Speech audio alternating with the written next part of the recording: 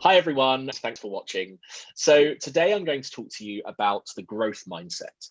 Some of you might have heard the term before, and some of you might know a bit about it already, but it's one of those terms that's painfully overused and it's desperately misunderstood. And so it ends up being used and implemented really badly. I guess I should start by introducing myself a bit. I'm the co-founder of a SaaS startup in the commercial property sector. My background, though, is in strategy, in marketing, and in brand. And I've worked across a number of sectors, and I've done some pretty interesting stuff and some much less interesting stuff too, but mostly interesting stuff. And the reason I started looking into the growth mindset was that I realized about 7 or 8 years ago now that I was terrible at criticism, at taking criticism. I took it so personally. It kind of wounded me every time I had any feedback or criticism. And so as a result, I wasn't really challenging myself. I wasn't trying new things, or I wasn't trying to learn anything new. I was terrified about what other people thought of me and how they would think that I wasn't smart. They would think that I wasn't smart. So I started reading, doing lots of reading about various things. And that's when I came across the growth mindset. And it's been a game changer for me. And it's why I was really happy when Florence asked me to come and give this webinar and create this for you today. Okay, so I want to start by asking you guys to think about this statement. You can learn new things, but you can't really change your basic intelligence. Now, I want you guys to think about that. Think about, do you agree with it? Or think about whether you disagree with it. And I bet there's a bit of a split between the audience, between people who agree and people who don't agree. Now, those of you who said that you agreed with the statement, you think that you can learn new things, but you can't really change your basic intelligence. You guys have got what we call a fixed mindset. And those of you who don't agree, you've got something much closer to a growth mindset already. But that's not a problem, whether you've got a more of a fixed or more of a growth mindset. One of the beautiful things about what we're talking about today is that everything's open to change. And I'm going to teach you how you can start to have more of a growth mindset and how you can start to embed some of these principles into the way that you work. So what are we going to cover today? We're going to cover 4 things. Firstly, I'm going to tell you a little bit about where does the growth mindset come from? So where is its background? What is its kind of psychological basis? Secondly, I want to talk about the growth mindset and the fixed mindset and the differences between them. Thirdly, I want to talk about some of the common misconceptions. So some of the things that people get wrong and how you can avoid them. And then finally, I'm going to give you some tips on how you can start to adopt more of a growth mindset in your life and in your day-to-day work. So I want to start by talking about where does the growth mindset come from. The growth mindset is a concept first explored by this woman. She's an American psychologist from Stanford University. Her name is Carol Dweck. Now, Dweck's research, first of all, was into students at school, where she was examining the impact of the attitudes of teachers and students towards intelligence on the results of the students academically. Now, over the past 30 years, Dweck's research has really ballooned outwards, and it's now being applied in the worlds of education, in professional learning and development, and in business leadership. And it's been enormously influential, working its way from the pages of her university research into this best-selling book that she wrote. And now it features in many companies' mission statements and in the way that their leaders want to practice and the way that we as professionals of all disciplines want to grow and continue our professional development. So that's the end of the kind of background. That's where the growth mindset comes from. And next, I want to talk about the growth mindset versus the fixed mindset. So the first thing to say is that people who have a growth mindset, they believe that intelligence can be developed. They believe that everyone can grow. Whereas people with a fixed mindset, they believe that intelligence is a fixed trait. So people with a fixed mindset, they think of intelligence sort of like eye color. They believe you're born with a certain amount of intelligence and you cannot do anything to change that. So it's fixed in you like your eye color. Whereas people with a growth mindset, they think of intelligence more like a muscle. They understand that if you put in the effort and you challenge yourself, you can get smarter and you can improve. The more you have a growth mindset, the more you will achieve. This has been proven with students in schools and with professionals in work settings. So it's like a muscle, intelligence. You need to practice and you can grow it. So when we start to compare these two mindsets, we can see a really stark difference in the approach to learning and development. Because people with a fixed mindset believe that intelligence is a sort of innate quality that you either have or you do not have, their primary concern, their goal, is to look smart or to hide areas where they don't know or they can't do something.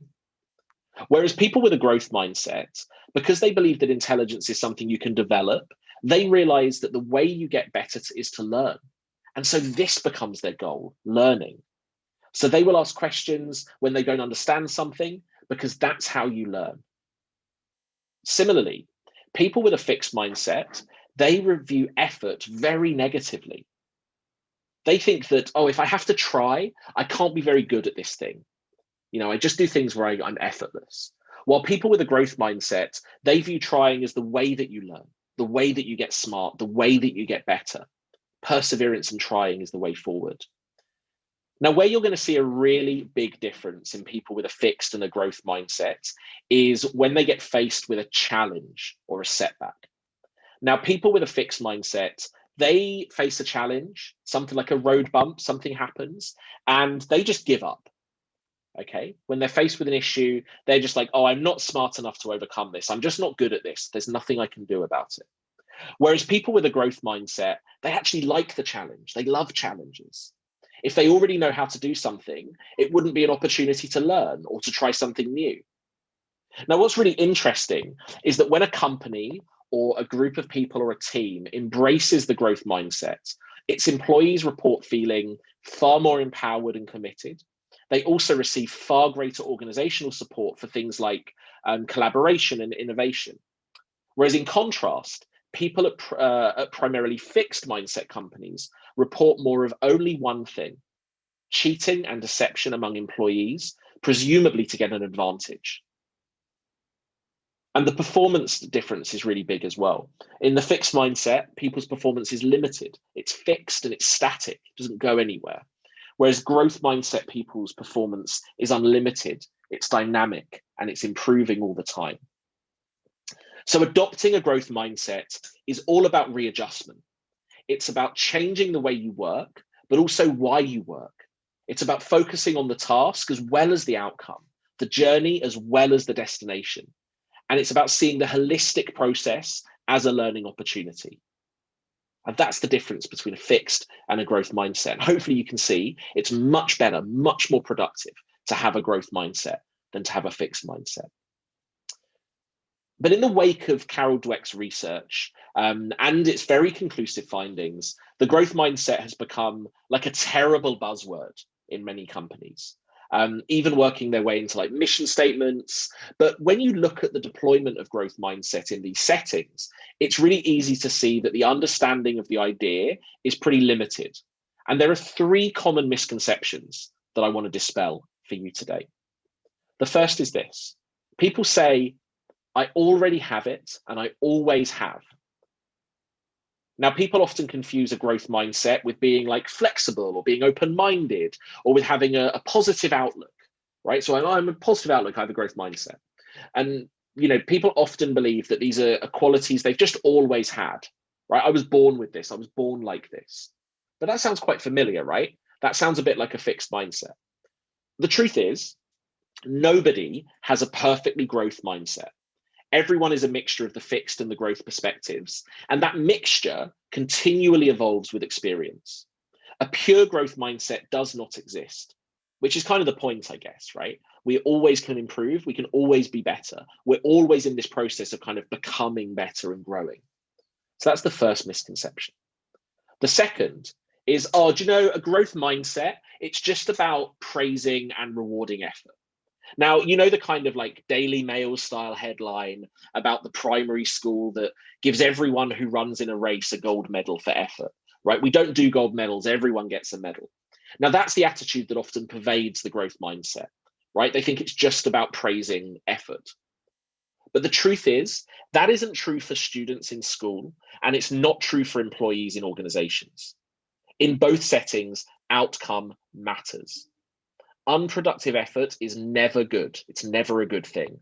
It's critical to reward not just the effort, but the learning and the progress, and to emphasize the processes that yield these things. Things like seeking help from others, trying new strategies, and capitalizing on setbacks to move forward effectively. So Dweck's research has shown that outcome depends most on engagement with that sort of process. Okay, outcomes really matter. And the third misconception is, oh, we'll just espouse a growth mindset. We'll just talk about it, and good things are definitely going to happen. Now, mission statements can be wonderful things, right? I used to make my money as a freelance brand consultant, helping people do this kind of thing. Now, after all, it is really difficult to argue with these like lofty ideals of growth, empowerment, innovation. But what do they mean to employees if the company doesn't implement policies that make them real and attainable? They just amount to lip service, just an opportunity to pin something up on the wall and never operationalize it. Organizations that embody a growth mindset, they do more than just talk about it. They actually encourage appropriate risk taking, knowing that some risks won't work out. They reward employees for important and useful lessons learned, even if a project does not meet its original goals. They support collaboration across the organization and across boundaries, rather than competition among employees or teams. Basically, they are committed to the growth of every member, not just in words, but in deeds, such as making learning and development and advancement opportunities broadly available. And they continually reinforce growth mindset values with really concrete policies that back these up. So those are three really common misconceptions that it's really important to understand just aren't true about the growth mindset when it's implemented very well. So how do we do it? I wanted to share with you a few practical tips for how you can start to adopt this growth mindset. Firstly, as individuals, but then also as a team within your teams. When I first put together this list, I'll warn you, there were more than 30 actions you can take, but you'll be glad to learn that I managed to bring it down and whittle it down to just 9. So let's talk through them. Firstly, effort. Put in the effort. By focusing on the processes and the effort that allows people to be successful, you give them a template to replicate next time. Praising effort has been shown to have a long-lasting impact. In one study, they took children aged 2 to 3 who were praised for their effort, and they were much more likely to have a growth mindset 5 years later when aged 7 to 8. Furthermore, this type of praise has been demonstrated to enhance someone's intrinsic motivation. Secondly, try different strategies.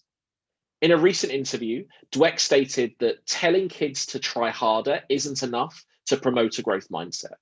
One strategy that could work is advising them to ask what we call metacognitive questions, such as, what could I do differently?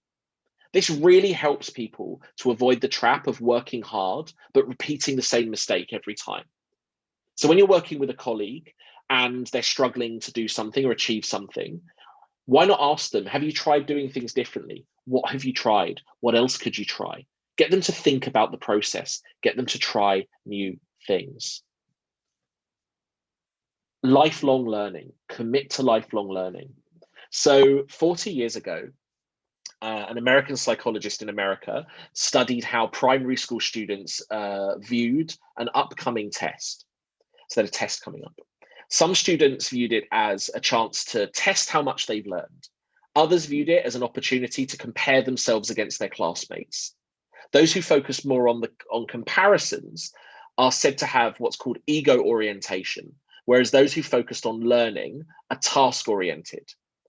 This work was the basis of some of Dweck's research. Task orientation has since been associated with better motivation, confidence, self-regulation, performance, and reduced anxiety. Although this is probably common sense, where possible, try to foster a mindset that is focused on learning, development, and improvement, and not just outperforming someone else. So drop the competition. We're all guilty of this, right? Social media doesn't help. Ask for feedback. People with a growth mindset seek out and value feedback more than those with a fixed mindset. One possible reason for this is that those with a growth mindset, they see new events as an opportunity to learn new things, an opportunity to develop, and an opportunity to challenge themselves. Whereas those with a fixed mindset, they see them as a test and therefore a judgment against their ability. As well as giving someone feedback, the actual behavior that should be encouraged is coming and seeking out the feedback. So if someone comes to you and says, could I have some feedback? You should give it to them openly and constructively, but you should also say, I'm really glad you came and asked me for that feedback. You should do that more. Such a powerful thing to give people permission to come and ask for feedback. And you should do it yourself. You should go and ask for feedback all the time. It will really help you, I promise. It's something that I'm getting much better at. Persistent, be persistent. The ability to persist and to overcome setbacks is seen by many as a key life skill, and it really is. Many Olympic champions have developed this skill, and they attribute it as a key part of their success. Now, research indicates that those with a growth mindset will persist for longer. And there's a lot of research being done at the moment on this idea of grit. The definition for grit is this kind of long-term perseverance and passion towards a single goal. But it's already being linked to success at school, success at university, success in military training, success in a professional setting and in life. So persistence and perseverance is really key. Another really key one, number 6, is choosing difficult tasks. People with a fixed mindset, they equate making mistakes with being stupid, with having a low level of ability. Now, this can lead to people playing it too safe for fear of looking bad. Over time, this leads to worse performance. Mistakes happen. They're inevitable. Learning is messy and it's never straightforward. By encouraging someone to choose difficult tasks and to stretch themselves, we think it will help them to develop their mindset. This growth mindset could help develop a sense of both courage and curiosity. Both are really important attributes that extend beyond just getting good grades or performing better at work or playing sport better. So choose the difficult tasks for yourself. But also set high standards. There's a fascinating study that was done about knowing your limits, right? So they took a group of people and researchers asked participants, cycle as hard as you can and get to 4,000 meters. Cycle as hard as you can, get to 4,000 meters as fast as possible. And then later, the same participants were given the same instructions, but what the researchers did is showed them a kind of avatar of their previous ride. So they could see their progress previously.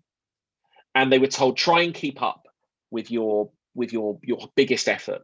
But what they didn't know is that the researchers made the avatar go faster than their previous ride by 15%.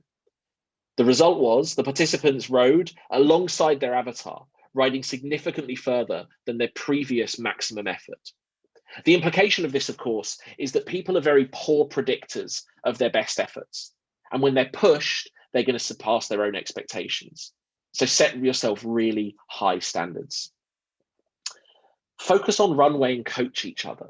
So Jack Welch, who is the former CEO of General Electric, GE, and he's one of the greatest business leaders of all time, he was obsessed with the idea of hiring for what he called runway rather than pedigree. He was famous for hiring executives who hadn't been to Ivy League colleges and for spending thousands of hours grooming and coaching employees on his team. This is because he recognized people's capacity for growth, and you should do the same. Look for it in your colleagues and people you work with and coach them, help them grow, help them be better, and they'll do the same for you. And it's also about your hiring. If you're in a position where you hire, you should hire for potential, not for background. Growth mindset organizations are more likely to hire from within their ranks, so make internal hires, while fixed mindset organizations, they reflexively look outside. And whereas fixed mindset organizations typically emphasize credentials and past accomplishments, growth mindset firms, they value potential, they value capacity, and they value a passion for learning. So this is what Carol Dweck says. Focusing on pedigree is not as effective as looking for people who love challenges, who want to grow and who want to collaborate. This is something being adopted by Google at the moment, who are now recruiting far fewer college graduates, and they're now looking for people who can prove that they are capable, independent learners. So those are 9 things that you can start doing. And I'm not going to lie to you, it's not a simple linear progression from like having a mostly fixed mindset to having a mostly growth mindset.